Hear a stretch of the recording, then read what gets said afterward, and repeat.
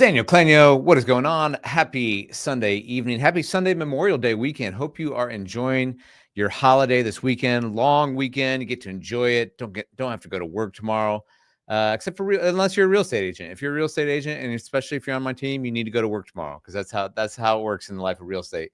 Hope you guys are doing great. We got some huge news to talk about. A lot of articles going on, a lot of headlines going on in Cincinnati. Specifically, I want to talk about this major historic deal that's happening with Boeing, with GE Aerospace and Qatar, a $96 billion deal. And that's not the only one. So we're going to get into that.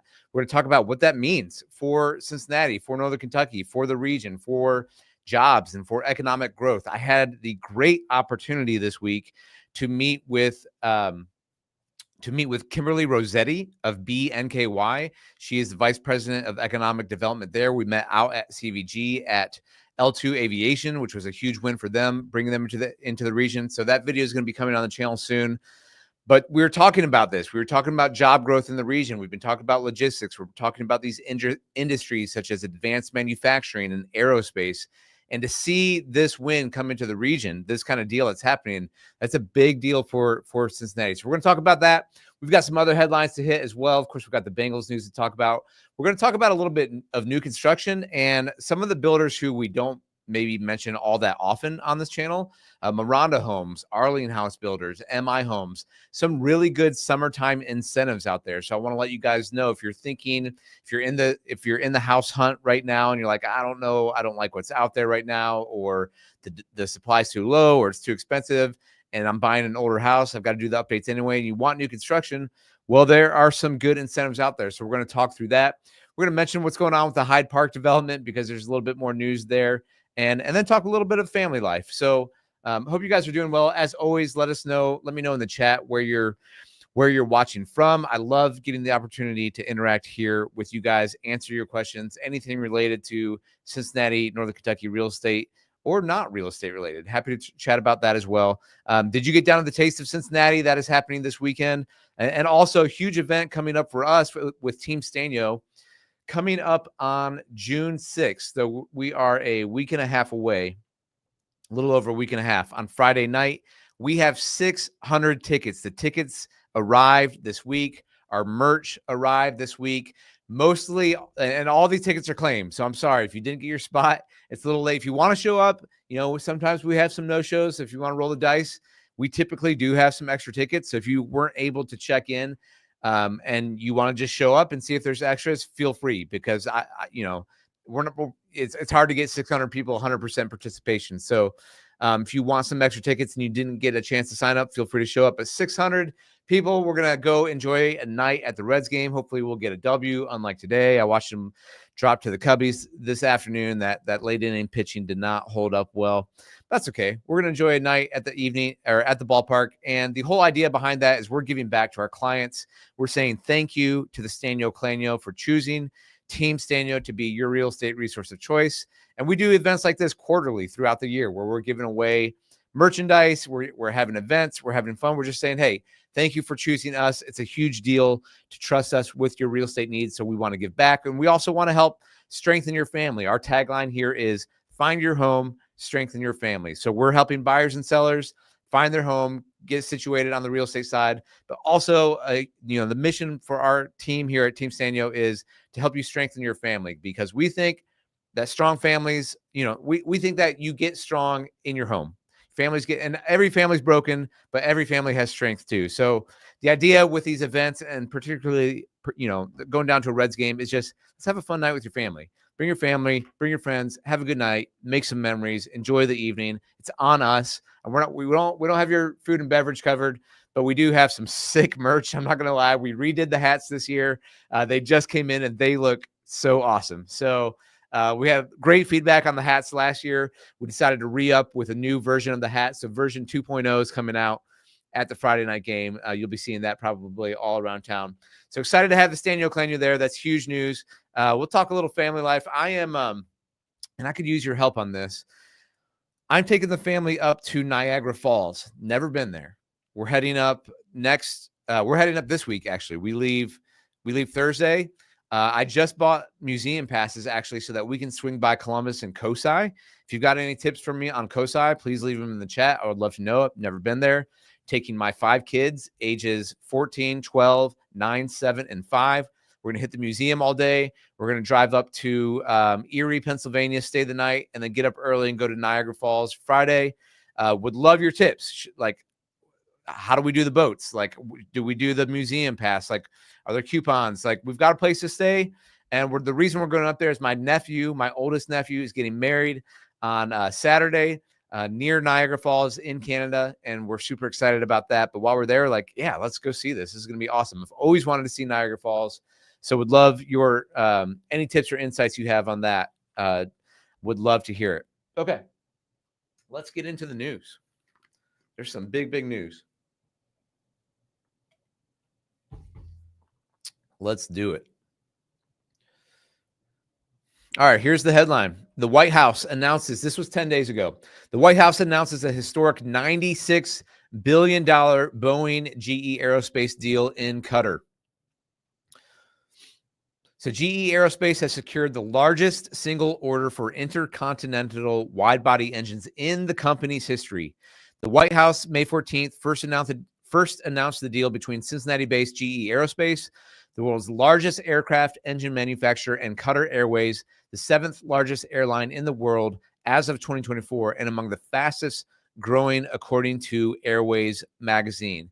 The announcement came during President Trump's trip to the Middle Eastern country. It's part of a $243 billion in deals involving the U.S. and Qatari companies struck during the trip, according to the White House. So this is huge. $96 billion deal coming here to GE Aerospace. The order will more than double the airline's existing fleet of more than 150 wide-body Boeing aircraft and makes it the largest Dreamliner operator in the Middle East. All the Boeing aircraft involved will fly GE Aerospace engines underwing. The GE Aerospace agreements include more than 400 engines. That's 260 Gen X engines to power the Dreamliners and 60 GE 9X engines to power the 777-9s. That doesn't include spares provided as part of the deal or engines that would power Boeing aircraft purchased later under the options provision. The deal includes Boeing planes, and GE Aerospace engines are valued at $96 billion, according to the White House. This is obviously a huge deal here locally, and what that means, it's a big win for President Trump, obviously, but a big win for Cincinnati. GE Aerospace is now the 3rd largest company here in the Cincinnati area. We're going to look at those stats in just a minute here, but this is a huge order here coming in. So GE Aerospace is the world's largest provider of jet engines, components, and systems, with an installed base of more than 45,000 commercial and 25,000 military aircraft engines. The manufacturer, in part through CFM International, its 50-50 joint venture with Safran, comprises about 70% of the commercial aircraft engine industry. 3 out of 4 commercial flights are powered by GE Aerospace engines. Following the 2024 spinoff of GE Vernova, GE Aerospace became Greater Cincinnati's 3rd largest public company. It has around 10,000 employees in Southwest Ohio and Northern Kentucky, its single largest concentration of workers worldwide. So this is obviously a huge deal for the economy here locally, both in Cincinnati and Northern Kentucky. And not only for these engines, but all the other companies who are supporting GE Aerospace, for backup parts or for parts. That's a huge part of the local economy here. So this is a huge win. And that's actually not the only headline that came out. There was another headline that came out.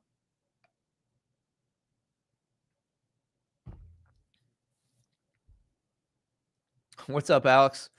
Glad to have you on here again, joining from Columbus.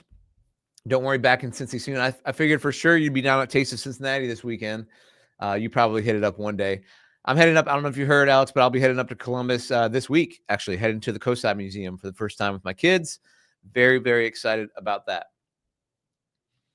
All right, second headline here. GE Aerospace, Boeing secure a $14.5 billion deal with Etihad Airways. I'm not exactly sure how to say that. It might be the right way to say it.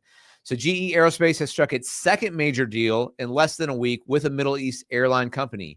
Etihad Airways, the national airline of the United Arab Emirates, disclosed May 16th an order for 28 wide-body Boeing aircraft, all of which will fly with Cincinnati-based GE Aerospace engines under wing. The deal for both aircraft and engines is valued at $14.5 billion, according to the Trump administration, which first announced the news May 15th among a $200 billion deal in commercial agreements involving the U.S. and United Arab Emirates companies. Scrolling down here. So the Dreamliner is powered by the GE-NX, or a competing Rolls-Royce engine. GE Aerospace has a 99% win rate on orders for the GE-NX over the last 2 years and 74% market share of 787s overall. Maybe I should be selling these GE engines, you know? If I could go into a sales meeting and win that sales deal 99% of the time, that's a little better than my conversion rate for getting listings. I'm not going to lie. I wouldn't mind having a product that is better than every other product out there in the world. That probably helps your win rate. You know, the 1%, I guess, where you don't win that, I don't know, the sales guy's really screwing up. I don't know. Maybe he had bad breath. Maybe something happened on that day. Had a bad day. But Boeing expects the first aircraft in its long-delayed 777X program to fly commercially in 2027. The 777X aircraft family can only run on the GE9X, which offers 10% improved specific fuel consumption over its predecessor. I mean, that's the layup for the sale, right? Like, hey, our engine gives you 10% better improved specific fuel consumption over our competitor. That's how you get 99% win rate on the deal. That's a huge win, though, for GE Aerospace. It's a huge win for Cincinnati. So another quote here from the CEO of Etihad Airways. This commitment reflects our approach of carefully managing our fleet and expanding in line with demand and our long-term network plans. Since 2023, we've made consistent additions to our fleet, and this latest step ensures we continue to meet our future requirements. GE Aerospace is the world's largest provider of jet engines. Kind of read this from the other article. 3 out of 4 are powered by GE Aerospace. And that's basically the same thing. So it's basically, they're like, oh, we got this $96 billion deal. And a few days later, hey, well, here's another $14 billion.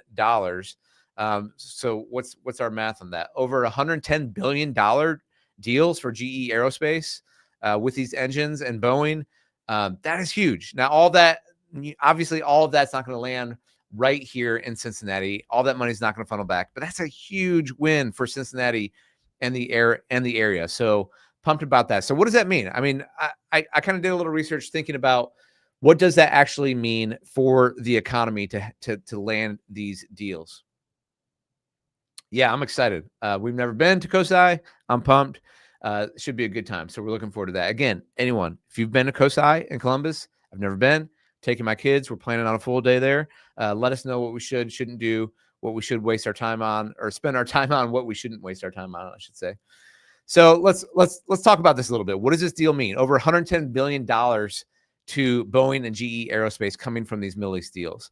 That's huge. But I'd say number one, there's kind of a couple things that impact here locally here in Cincinnati. Number one, job growth and retention.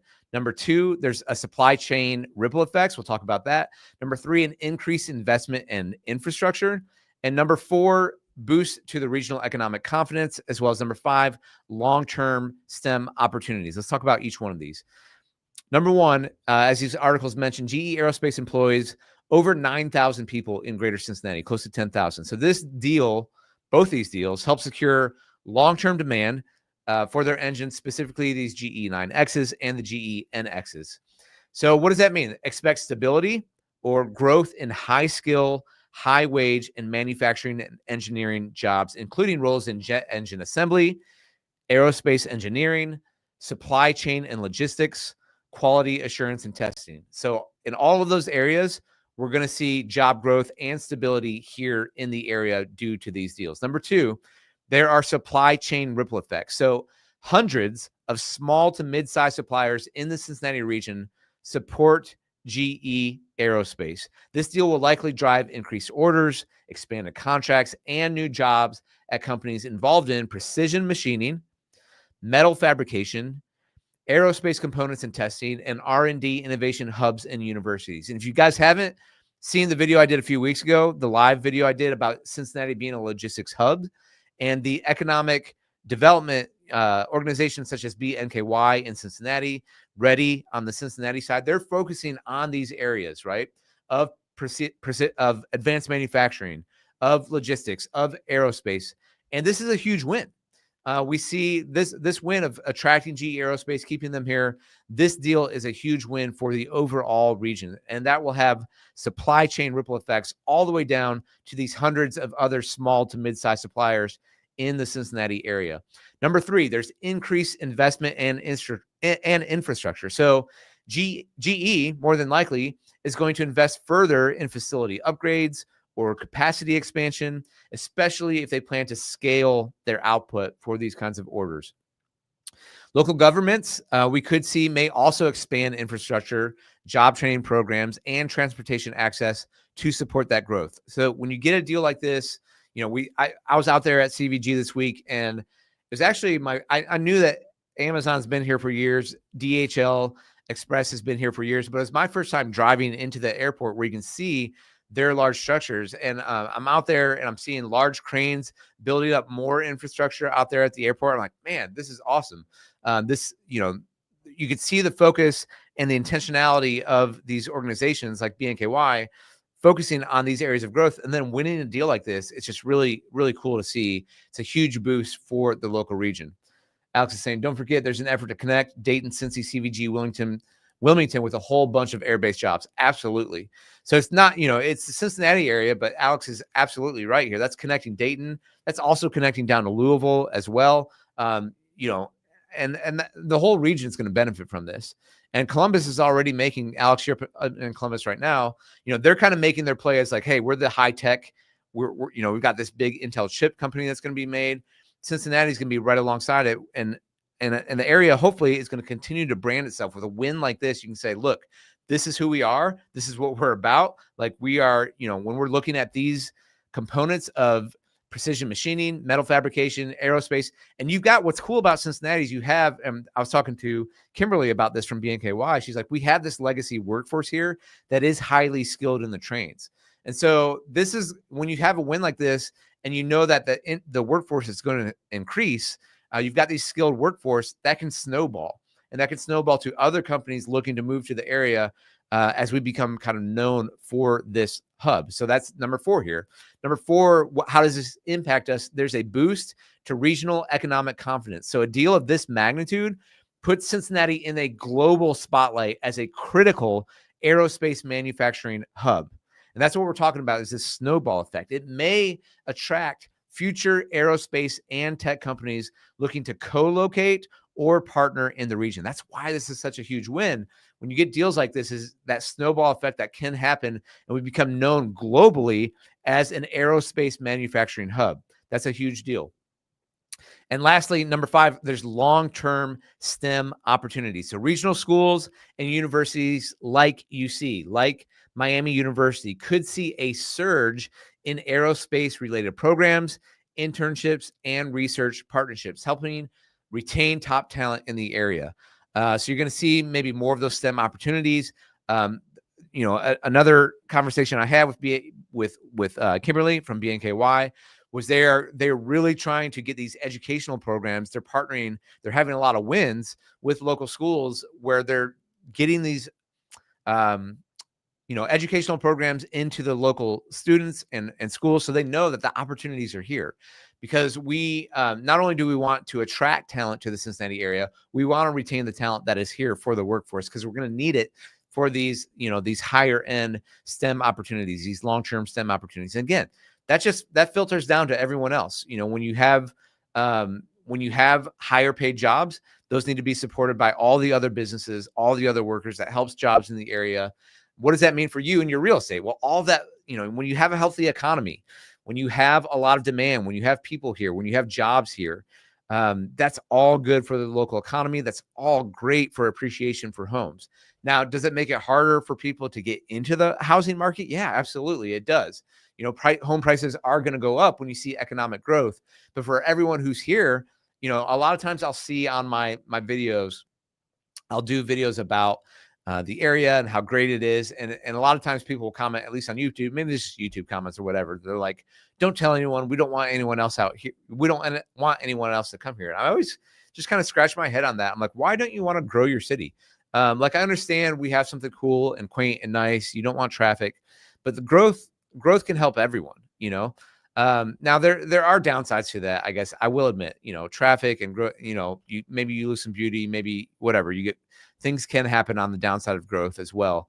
But overall, for the economy, for people, you know, for jobs, for incomes, for appreciation of your homes, of real estate values, it's a good thing to have that growth. So super excited to see, you know, these headlines come in here. The $14 billion deal, as well as this $96 billion deal.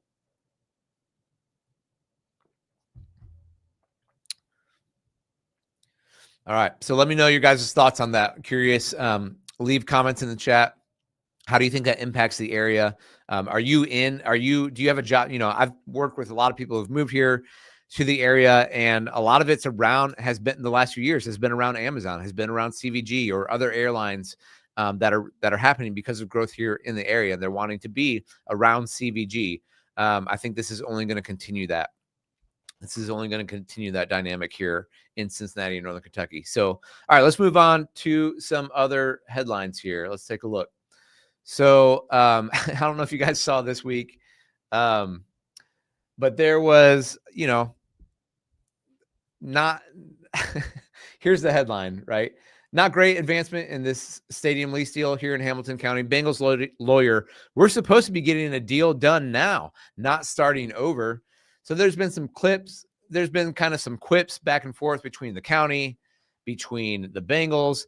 And if you go back and look at my previous videos, you'll see that this was kind of my prediction here.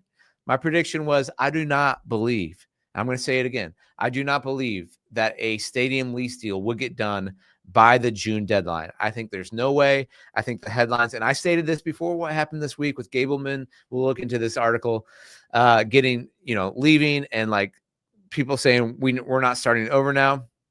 My prediction has been that the Bengals don't want to negotiate with the county when they're coming off of 2 years of missing the playoffs. Okay. What they would love to do, which I think they still have a good chance, even though we haven't made the playoffs in the last 2 years, I think they've got a good chance to not only make the playoffs, but make a deep run, get into the AFC Championship again, potentially get in the Super Bowl again, potentially win the Super Bowl. I mean, I think they're one of 5, 6, 7 teams that have that chance to win a Super Bowl this year. I don't know. I don't think they have the strongest roster. I think they probably need another year. Like if they can make a deep run this year and get back into the conference championships or the AFC Championship, I think that's probably a successful year, given where I'm looking at that roster is on the defense, and you've got a new D coordinator over there. But if you're targeting 2026 and you win a Super Bowl, and the Bengals can push this lease deal down 2 years, and let's say you're coming off a Super Bowl win, how does that conversation go with the county then if you win a Super Bowl? It's a little bit easier then when you can make the case. Look at all the economic growth and development, and look at what we brought to the city with these deep playoff runs. You know, we're doing our part. Now we need you to chip in and do your part. This is just my theory. I'm curious what you guys think about that. So, but this is what happened this week. I guess I'm getting a little bit ahead of myself. The Bengals attorney questions the county's commitment to the stadium lease agreement. The Hamilton County dismisses longtime counsel Tom Gableman amid negotiations, and the June 30 deadline looms for Bengals to extend the existing lease. So an attorney for the Cincinnati Bengals said Friday that Hamilton County's decision to dismiss its longtime outside riverfront counsel Tom Gableman calls into question whether it wants to get an agreement on a new Paycor Stadium lease before a key deadline on June 30th. The Bengals must decide then whether to extend the existing lease by 2 years, which they have the option to do under the existing lease. Both parties have stated they want a new pact before then. So you guys can go check out this article. They've got some improvements coming. They're trying to get $120 million. The team and the NFL will pay $120 million. It also agreed to go to the state and seek $350 million. They're trying to get that money from the state because that's the same amount of money that Cleveland's trying to get as well for potentially getting a new stadium up there. So they got 45 days to get a deal done. You can read through this article. I think what we're going to see is a lot of theater over the next few weeks, a lot of drama. I think what you'll probably see is you'll see people show what they want, in the deal. So I think, a week or two from now, probably 2 weeks from now, you'll see maybe another proposal from the Bengals. You'll see maybe another proposal from Hamilton County, and they're going to be really far apart. Okay. This is just this is my prediction as a real estate agent who does negotiating for a living. And as someone who's kind of been watching Mike Brown and the Brown family for a while and kind of getting, I feel like I kind of understand where they get to a little bit, the more I've watched them. And I don't, I understand them. I think they're fantastic negotiators.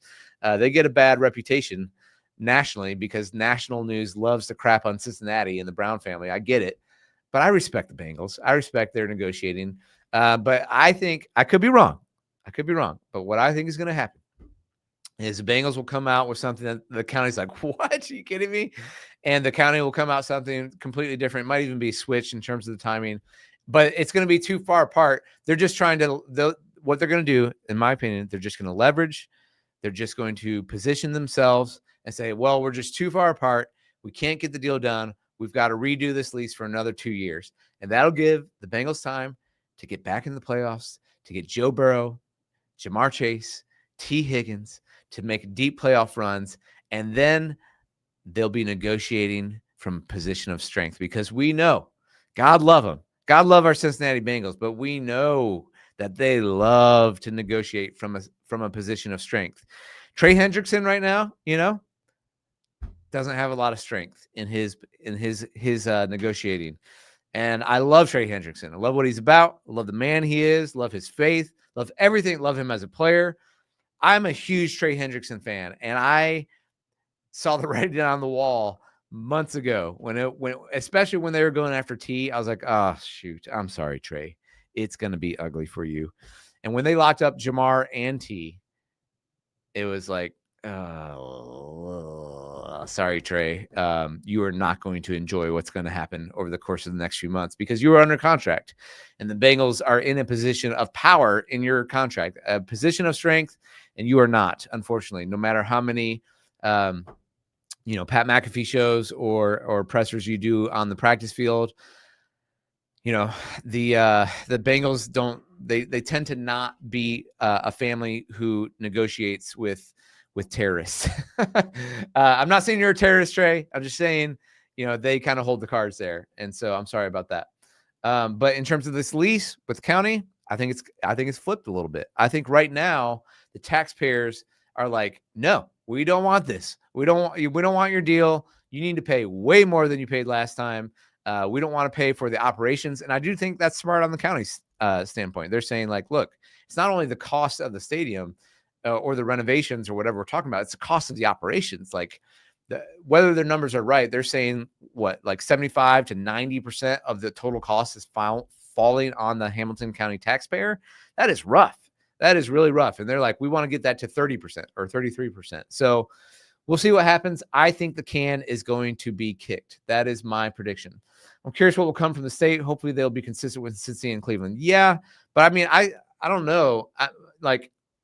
I feel like, and I hope to have more conversations with BE-NKY and hope to have some conversations with Reddy on this too.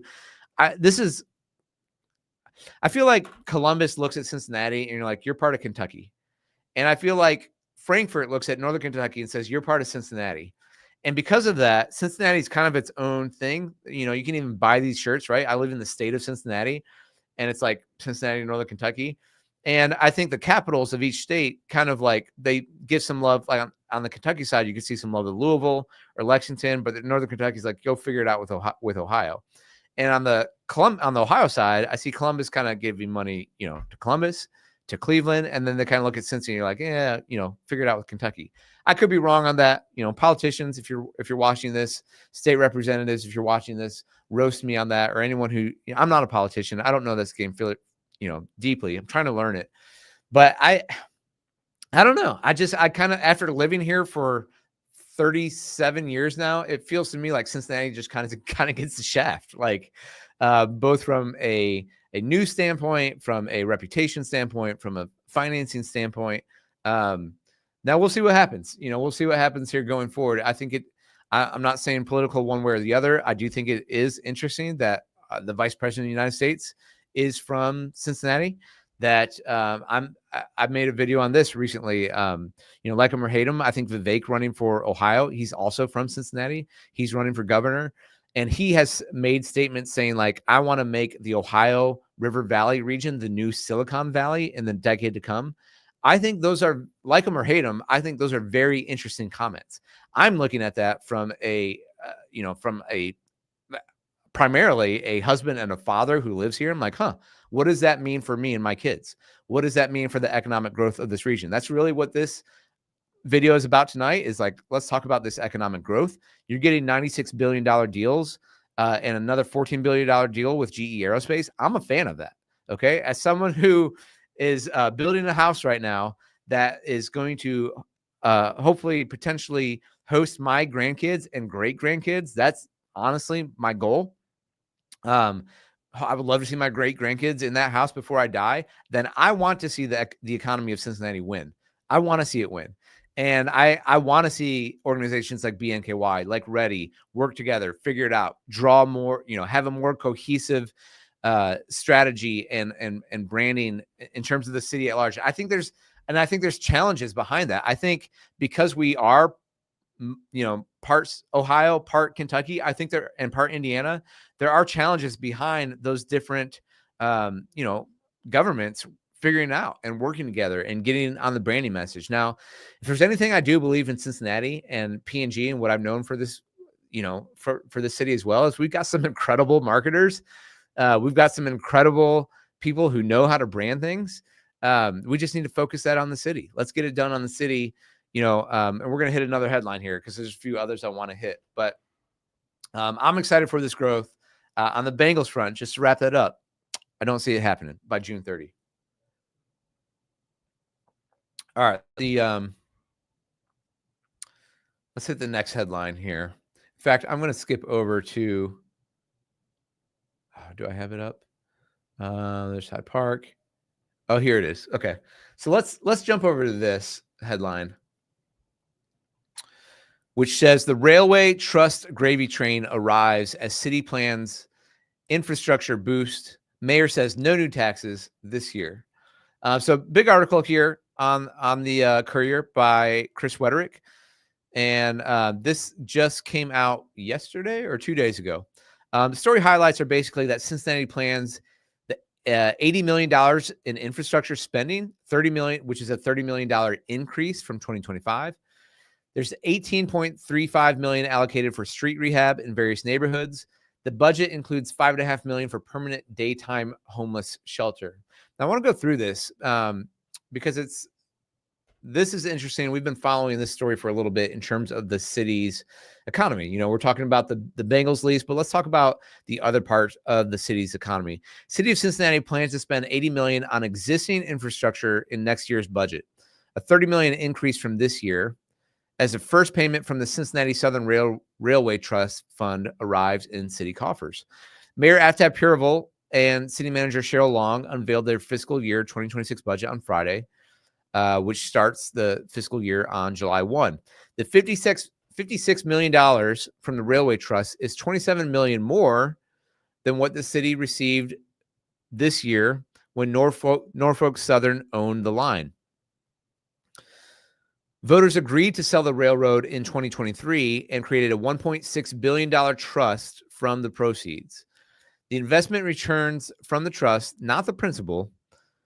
Oh God, please make sure they only invest the returns and not the principal, and get their greedy little hands on that principal, are to be used to repair city infrastructure that existed in 2023. The city faces a $400 million deferred maintenance deficit, according to the mayor. So I think at first glance, you read this headline and you're like, great. Hey, we got more money because we sold the railroad. We got $56 million, which is $27 million more. So it was, $29 million last year from the lease, but now we're getting $56 million. and we're gonna fix some roads. We're gonna spend some money on infrastructure. The largest single railroad trust expenditure, assuming city council approves the budget, is $18 million on street rehab. So a lot of people out there talking about potholes. I know my struts are not loving life right now in my minivan. And by the way, I have a minivan. I drive a minivan. It's the Sztanyo Venyo. If you don't know this, if you're new to the channel, my name's Eric Sztanyo. It's hard to say. My Twitter handle is on the screen. It's Manyo3. Try to do a little rhyming to make it easier for you. You guys, if you subscribe, you can be part of the Sztanyo Clanyo. I drive a Sztanyo Venyo. My wife drives another Sztanyo Venyo. We doubled down, and we have 2 Honda Odysseys because we have 5 kids, and Honda Odysseys are pretty great. But my struts are not doing well. When I hit a pothole, it feels like the whole back half of my van goes and skirches to the right and left, and I don't love that. I'm not going to lie. So the conditions of the roads are not meeting our expectations. We're going to pave more roads, do more preventative rehab. Going to do that in a lot of these areas: College Hill, Columbia, Tusculum, East End, East Westwood, Mount Auburn, North Avondale, North Fairmont, Pleasant Ridge, Queensgate. So we're a little behind. Okay, we're a little behind on this infrastructure, and we need to get it fixed. So that's where a lot of this money is going. What's up, Ryan? Cincinnati could become the next Atlanta if we actually tap into our potential as a city and region, especially if we continue to connect Cincinnati and Dayton. Yeah, I don't doubt it, honestly. Like, there's so much talent here, but I don't know, Ryan, if you're from here or not, but there's probably like a mindset where people, that homegrown talent, still feels like they have to move away, have to go to Chicago, have to go to Atlanta, have to go to DC or New York or LA or something like that. And so I do think like there's something about like the personality of Cincinnati that's like we're looking for national attention. Like it's like the Rodney Dangerfield. This is how I always think about Cincinnati. It's like, I can't get no respect, and it's like the Pete Rose thing, for example. It's like, yeah, Major League crapped on Cincinnati for how many decades, and then Pete Rose dies, and they're, and then Trump's like, you should let him in. And I'm not saying Trump did it, but it's like, there's no pressure now to let him in the Hall of Fame. And Marty Brennaman came out. I watched an interview with him, and Marty, the Hall of Famer likes to speak his mind. He's like, this is bullcrap, like that you do it after he dies. Like, what's the point? And I don't blame him. Anyway, but I think that mindset is kind of like, we want this respect from nationally. I think that Pete Rose is a good example of that. And we never get it. A lot of you guys watch this, you're Bengals fans. I'm a big Bengals fan too. And my prediction, I've made a prediction about the stadium lease. My prediction is if the Bengals ever win the Super Bowl, if and when that happens, same thing's going to happen. They're going to they're not going to give us, they're going to be like, you got lucky, whatever.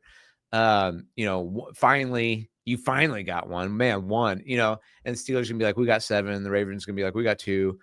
And, we're going to continue to be disrespected. That's fine. To me, like, if you're from here, just zone it out.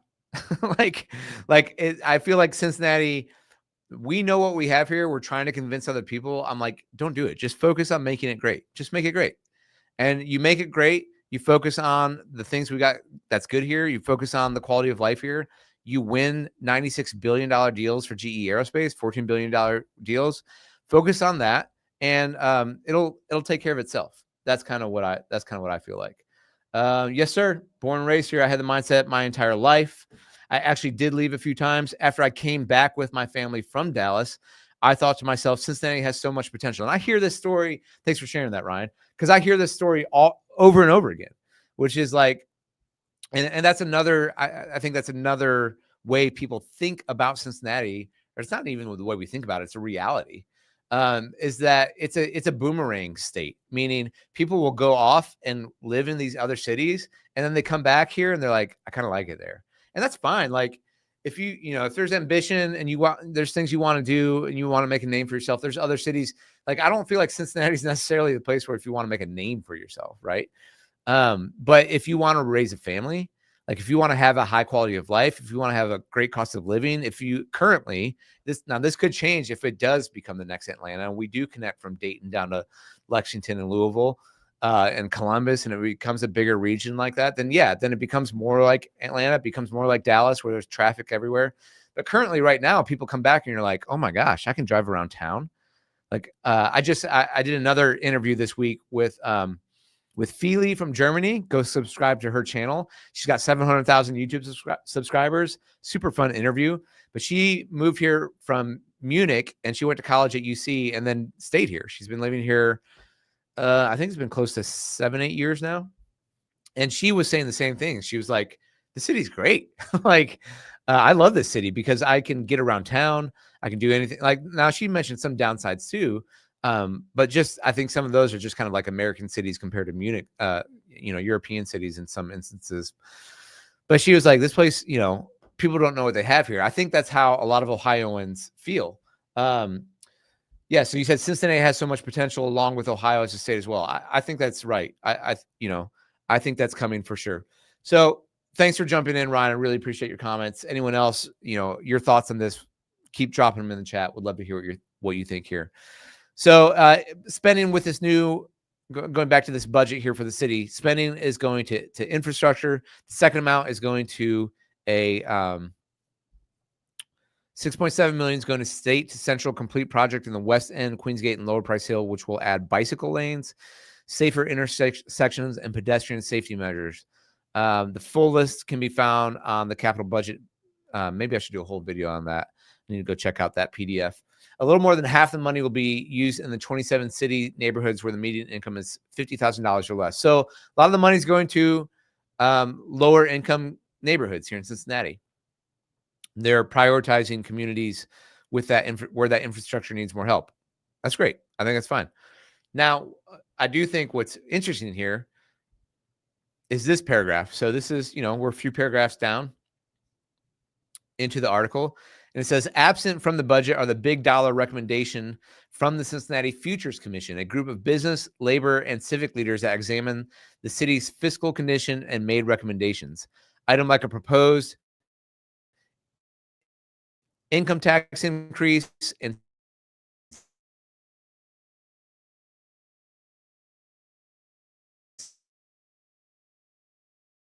spinning off Greater Cincinnati. I've not forgotten about it. We meet regularly, in fact, weekly, to continue advancing many of the recommendations within the Futures Commission. So I do think that's interesting here is like, okay, we're getting our first chunk of change from the sale of the railroad. It's going to infrastructure. It's trying to knock down that deficit from the infrastructure, but nothing from the recommendations from the Futures Commission.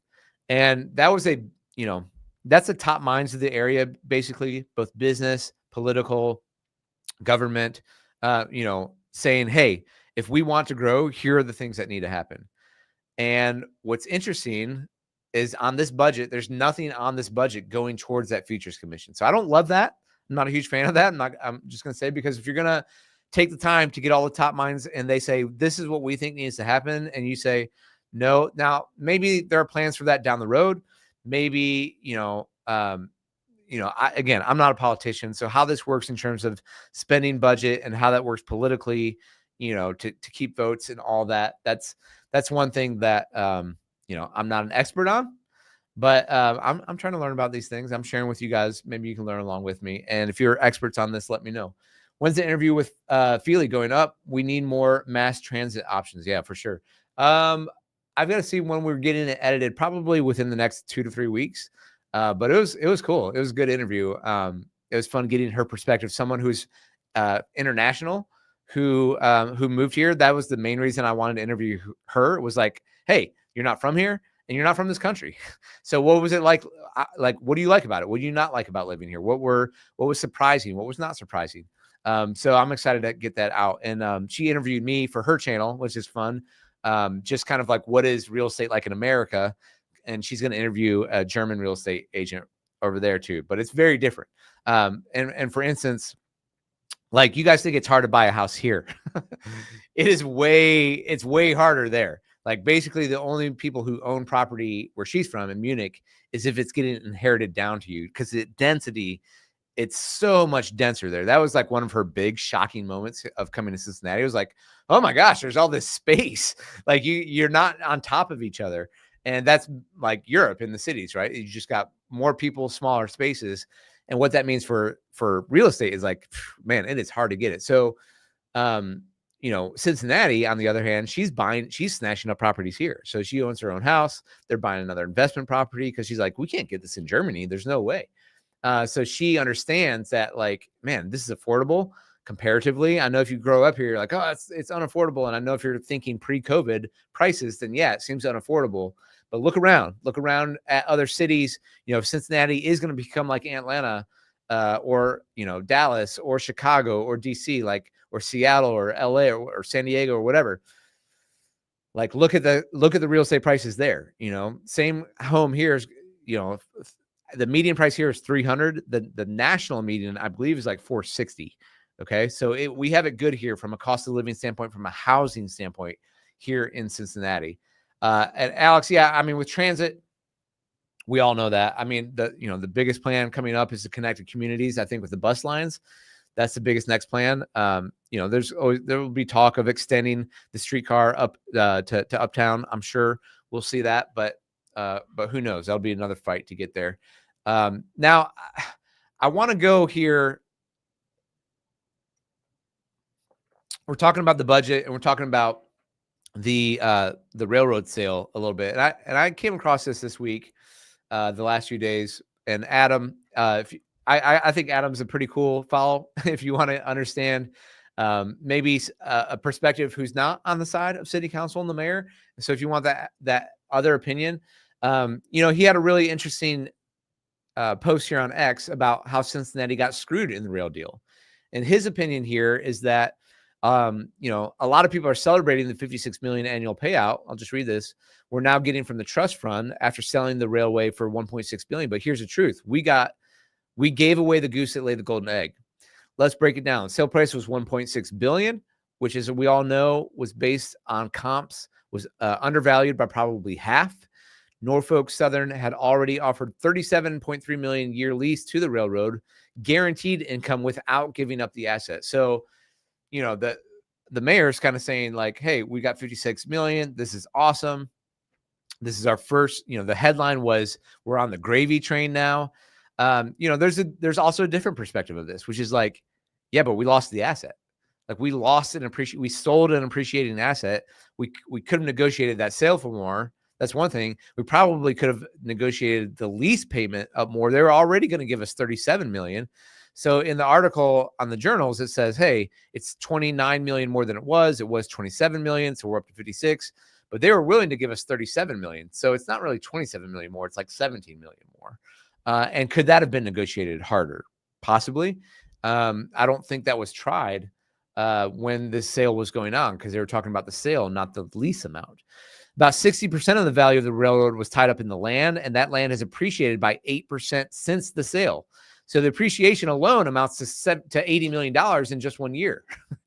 So he's saying, like, we got $56 million in our first payment, but if we would just held the asset, it appreciated 8%. That's $80 million.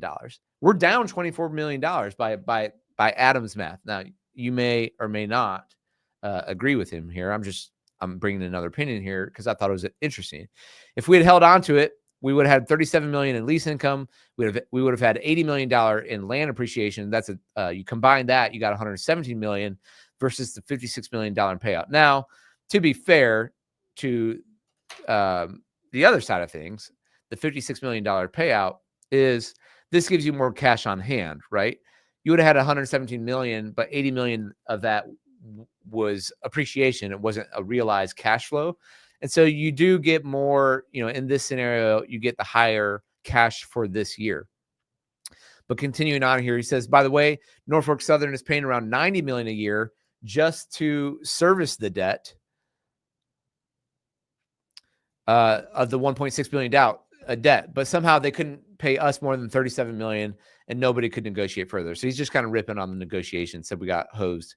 According to their 2024 annual report, Norfolk Southern reported total interest costs of $833 million, up from $743 million, and up from $708 million the year before.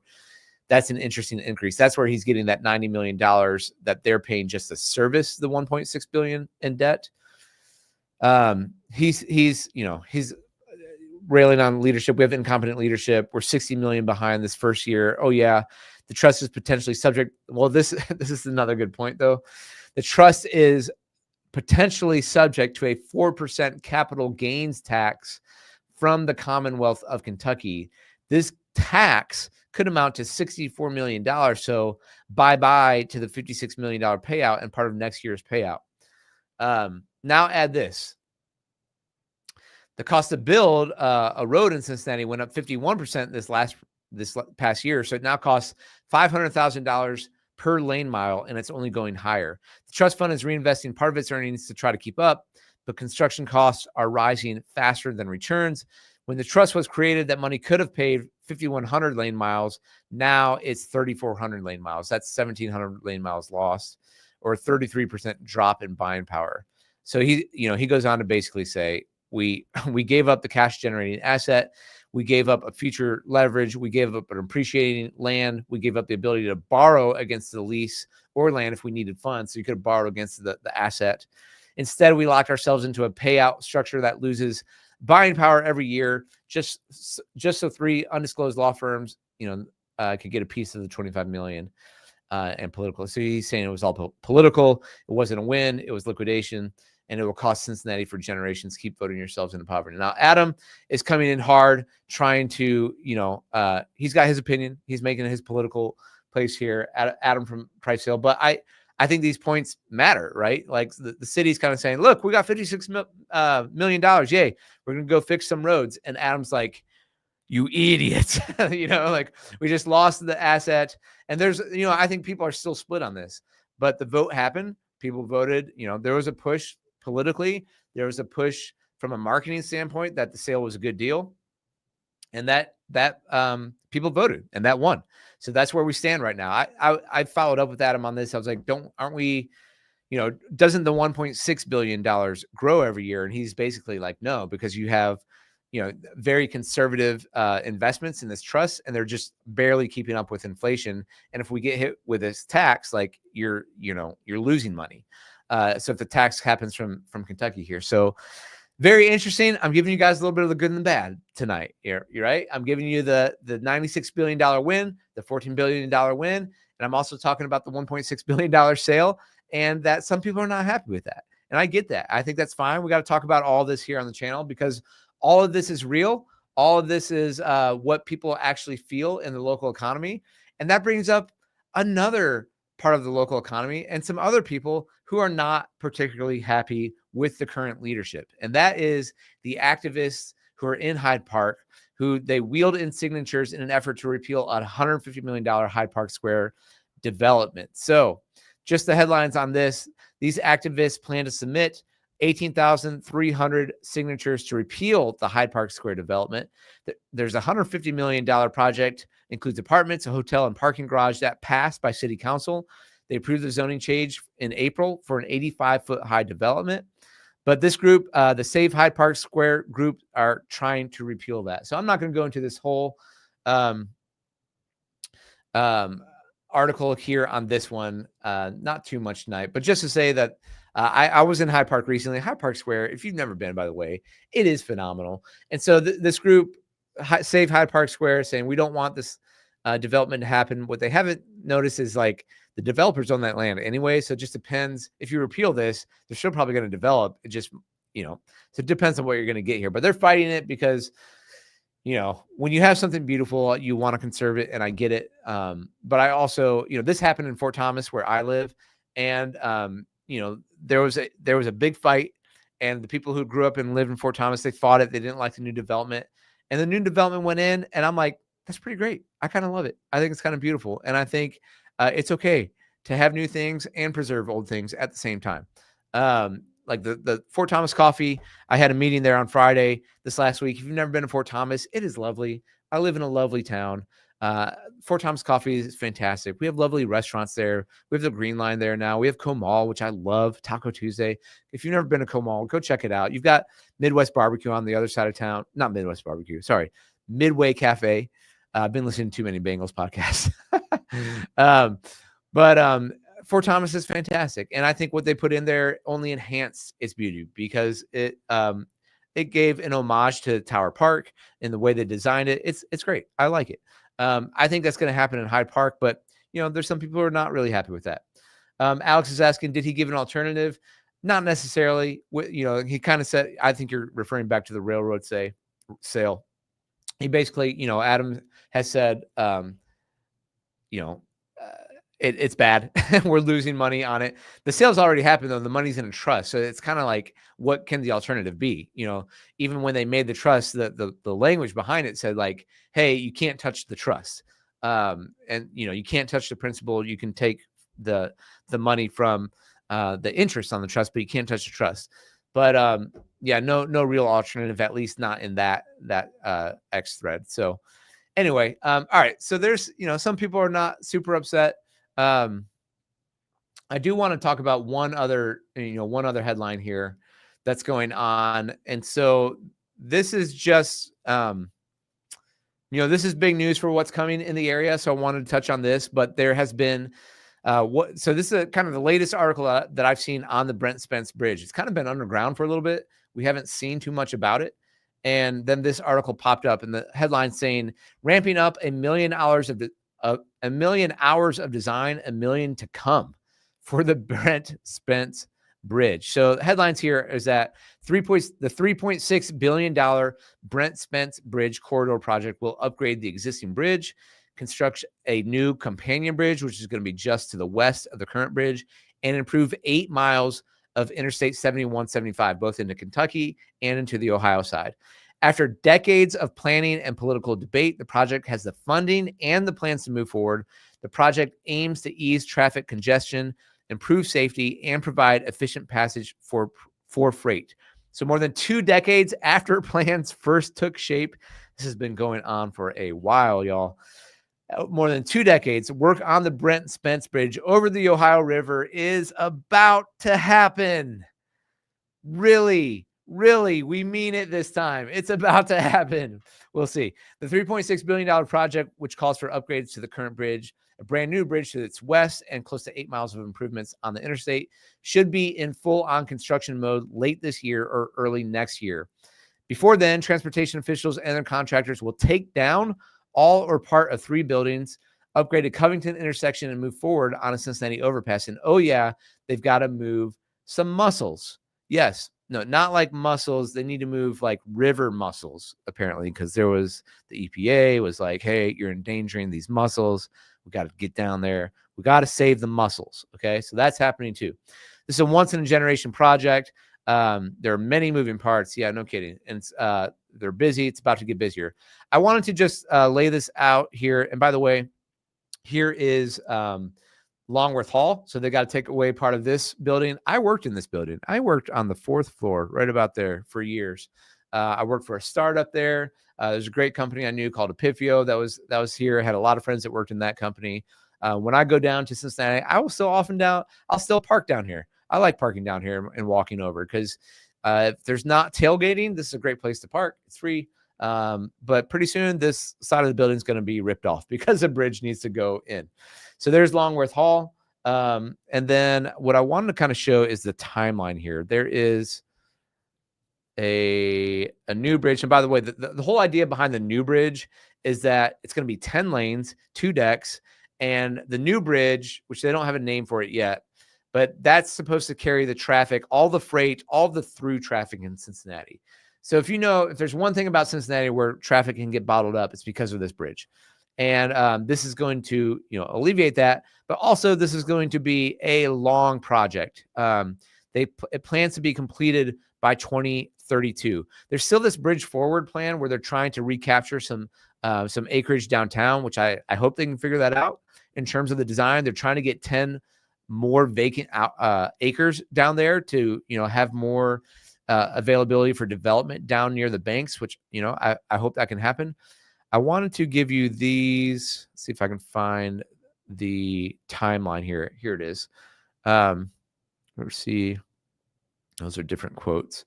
Now this timeline right here, let me make this bigger so you guys can see this again, is the first part of the project. Let's see if I can zoom in a little bit. Oops, let me do this. Okay, so where are we? Okay, so we are 2024 through 2030. I believe so. The construction on Interstate 71, 75 into Kentucky, and that goes all the way past Dixie Highway. That's going to be from 2024 to 2030. That includes that portion of the development, the bridge work, includes the companion bridge, which is going to be going right here to the west of the Brent Spence Bridge. There's also construction that's going to be happening here in Ohio from 2026 to 2031, and then finalize that up by the Western Hills Viaduct into 2032. So the first part is really the Kentucky road work, some of the building demolition, as well as the companion bridge that's going to happen. That'll be the first 6 years. They say from 2024 to 2030. Oops, let me make this smaller. So that's happening, coming soon to some traffic near you. I just wanted to let you know what's going on there with that bridge. So that is coming. So the new bridge is going to be in the same place pretty much. It's not a new bridge connecting Ohio, Kentucky via the west side of Cincinnati. Yeah, that's right, Ryan. Let me pull up a map here. I'll show you exactly where it's going. It's hard to see on this article. All right, so here we are. Here is the Brent Spence Bridge that we all know and love. And the new bridge is basically going right alongside it, the companion bridge here. So if I zoom out, and let me put on a satellite here. Oops. Yeah. So what they're doing is they got to knock out, here's Longworth Hall, which I was just showing you. They're knocking out like 200 feet of this. They've already kind of been cleaning up right here. I don't know if they have to knock this building out or not, or they're squeezing it in here, but it's basically going right to the left, right to the west of the current bridge. And what they're going to do with the current Brent Spence is they're going to kind of reroute that where that handles all the local traffic. And that's why there's so much, if you zoom out, that's why there's so much work being done on the interstates here, and going back all the way to 25 in Kentucky and going north quite a bit, because they want the way they're kind of working it is anyone who's not going downtown, you can hop on the interstate. So I imagine the interstates will be fixed and repaired and maybe widened whatever it is, so that you can get on the ramp for the new bridge and just shoot through the city. So all the through traffic will be going on the new city, and all the local traffic who can use the current bridge, and that'll kind of dissipate. And there is, let me see if I can find, let me go back into this. Where was I? Nope. If there's any more images here, here it is. Oh yeah, actually, let me show you guys this. They have a whole video here, so you can watch this, what's going on. So there's Dixie Highway in Kentucky, and this is the rendering of the new. So you can see all the interstate work that's going to be done. That's passing Kyle's Lane in Kentucky. Then you're kind of turning around. So when you make this bend currently, you come around this corner and you see the skyline of Cincinnati. So they're doing work there. You can see how these interstates are kind of starting to change a little bit. There's West 9th in Covington. I'm going to pause it. All right, let me keep going. So you're coming up on the bridge. Okay. So here's the view, right? So here's Paycor Stadium over here. Here is I forget the name. This is the railroad, where the trains go on. Here's the current Brent Spence Bridge right here. And then here is the new bridge that's going to go in, the companion bridge. It doesn't have a name yet. It's a companion to the Brent Spence Bridge. So you can see all the local traffic can get off in Covington, or can get off downtown, but all the through traffic will be a double-decker bridge. Looks like, heading north, you'll be on the upper level, which makes sense because, again, it is a pretty iconic view to see the skyline of Cincinnati as you're heading north from Kentucky. And so you'll be able to kind of maintain those views as you're going from Kentucky into Ohio. I'll keep going on this video here, and you guys can see.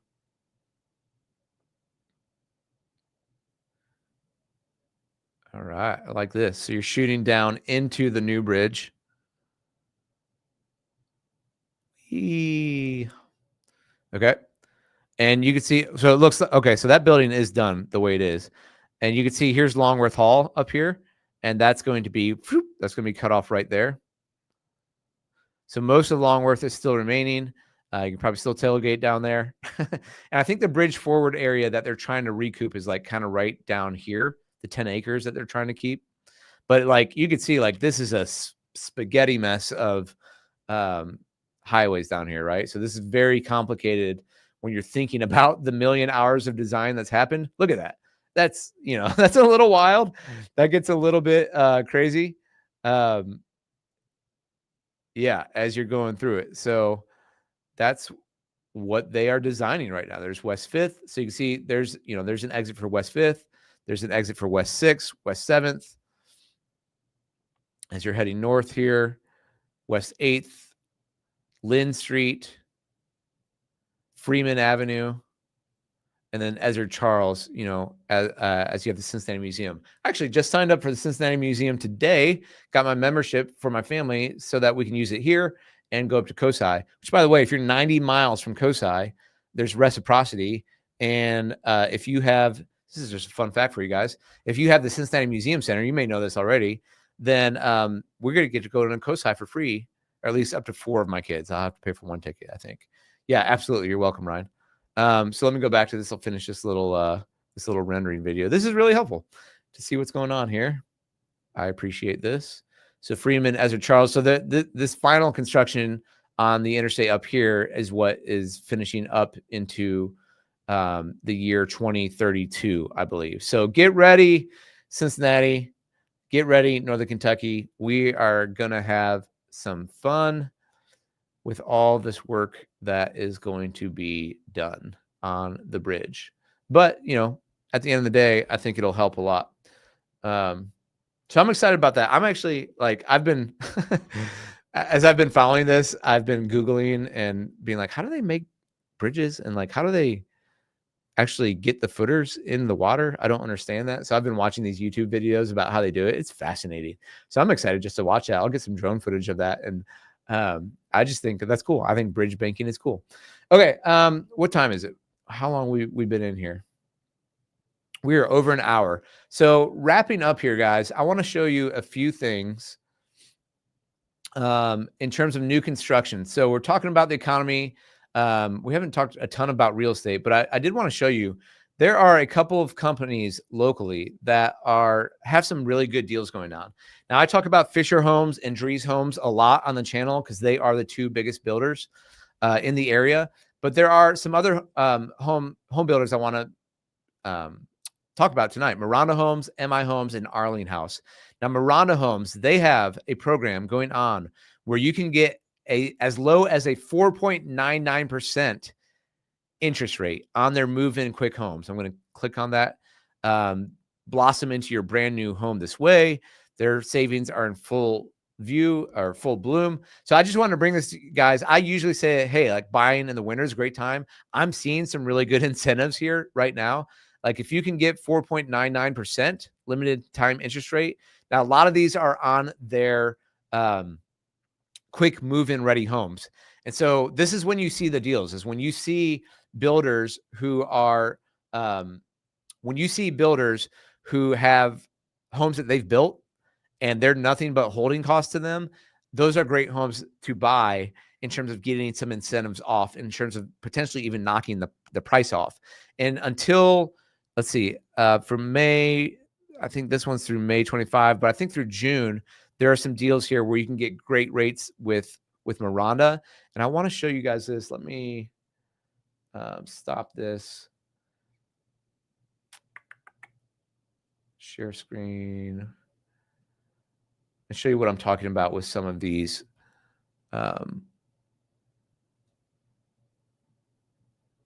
These homes here. So here's a 4-bedroom, 2.5 bath. This is in Cannondale in the Boone County district.